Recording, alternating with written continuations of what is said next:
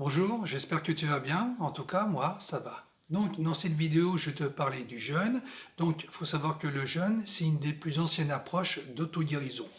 Donc, je vais t'expliquer qu'est-ce que c'est le jeûne, les différents types de jeûne qui existent, mais aussi comment le pratiquer.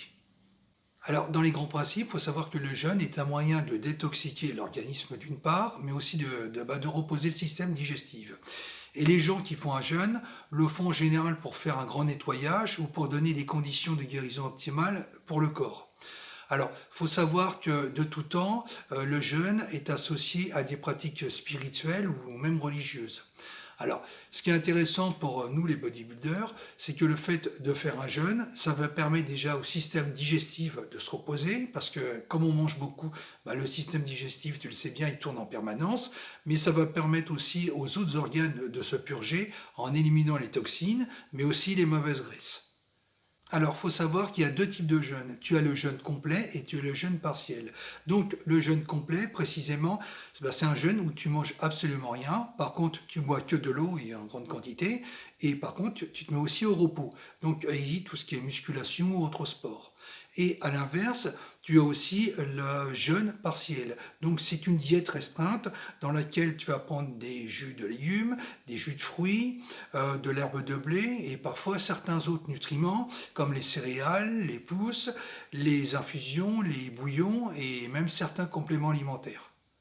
Alors, il faut savoir que le jeûne a beaucoup d'autres avantages, notamment au niveau santé. Déjà, ça va diminuer les douleurs chroniques, donc au niveau arthrite rhumatoïde. Ça va également jouer sur les maladies pulmonaires, sur l'inflammation des intestins, mais bien d'autres choses. Ça va contribuer aussi au traitement contre l'hypertension, dans la mesure où ça va provoquer une diminution significative de la pression sanguine. Ça va également jouer dans la perte de poids. Donc on ne va pas se mentir, quand tu fais un jeûne, s'il est prolongé, tu vas perdre du poids, mais ce n'est pas la meilleure façon de maigrir. Donc la meilleure, c'est de faire, de rééquilibrer ses habitudes alimentaires en mangeant mieux et en faisant du sport notamment. Ça va également contribuer à avoir un meilleur sommeil. Alors, quand je dis meilleur sommeil, c'est pas que le temps de sommeil va être plus long, mais c'est que ça va réduire drastiquement le nombre de réveils pendant la nuit. Alors, il va contribuer également au traitement de la pancréatite aiguë. Alors, la pancréatite aiguë, c'est une atteinte inflammatoire du pancréas. Et le pancréas, il faut savoir qu'il intervient de manière importante dans la digestion des aliments. Donc ça, c'est très important pour l'absorption justement des macronutriments et des micronutriments. Mais il faut savoir qu'il fabrique également l'insuline. L'insuline qui est une hormone qui régule justement le taux de sucre dans l'organisme. Alors pour jeûner, tu as des praticiens qui recommandent des périodes de transition entre le printemps et l'automne, mais il faut savoir que ce n'est pas une règle absolue. Alors pour le jeûne, il faut y aller étape par étape. Donc la première chose, c'est la phase diagnostique. Donc la phase diagnostique, c'est-à-dire quoi? C'est-à-dire que tu fasses un jeûne complet ou un jeûne partiel. Dans tous les cas, il faut être en bonne santé. Donc il vaut mieux passer par un médecin avant, qui lui va faire justement quelques examens comme le pouls, la tension artérielle, qui va également prendre la température, le poids. Et ensuite, il y aura la phase préparatoire. La phase préparatoire, c'est de diminuer progressivement sa ration alimentaire, justement pour adapter le corps justement à ce jeûne.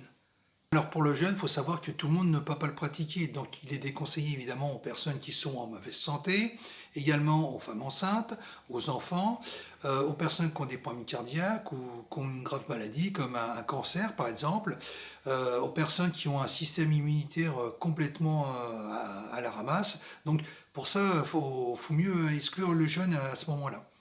Mais également, le jeûne est déconseillé si on suit un traitement médicamenteux. Donc dans le doute, il faut mieux s'orienter vers un médecin qui pourra donner son aval ou au contraire son refus. Alors il y a une autre chose que je voulais te dire, que j'ai omis de signaler dans les maladies qui sont en nette diminution par rapport au jeûne, c'est que tu as des gens qui avaient un cancer et qui n'ont pas voulu de chimiothérapie, et qui donc ont fait un jeûne hydrique, donc évidemment accompagné d'un médecin, et ils ont fait ça sur à peu près 30 jours ou 40 jours. Et il faut savoir que justement leur maladie a considérablement diminué pour presque disparaître. Donc ça veut dire que le jeûne a beaucoup plus d'avantages que ce qu'on peut imaginer, tu vois.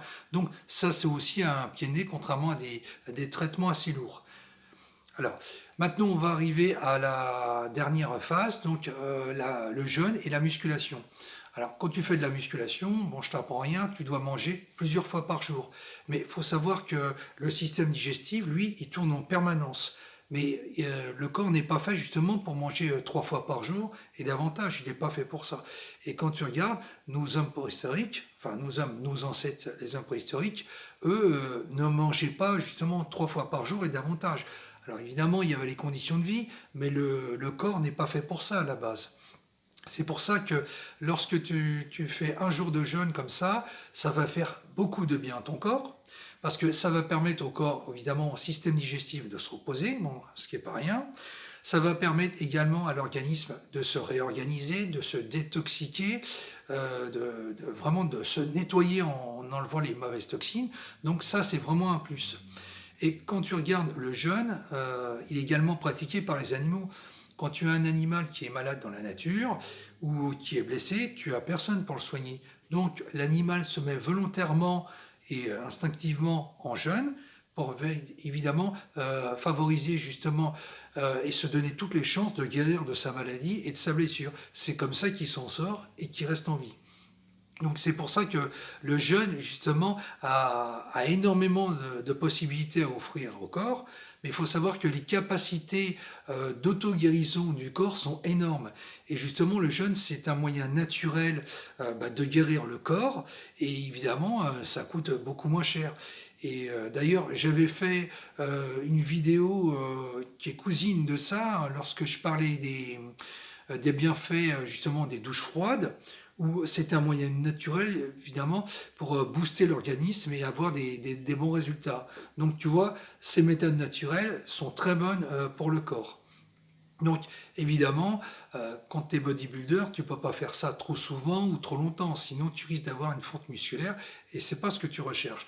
Mais si tu fais un jour de jeûne par mois, ça te fera énormément de bien. Par contre, évidemment, il ne faudra pas oublier de bien t'hydrater, mais aussi bien te reposer, quoi. Et ça sera vraiment un plus pour l'organisme et ça peut être également une expérience intéressante. Voilà, bah écoute, j'espère que ma vidéo t'aura intéressé. Si c'est le cas, bah, n'hésite pas à me le signaler dans les commentaires, à t'abonner si mon contenu te plaît. Et puis moi, je te dis à la prochaine dans une autre vidéo. Bye bye.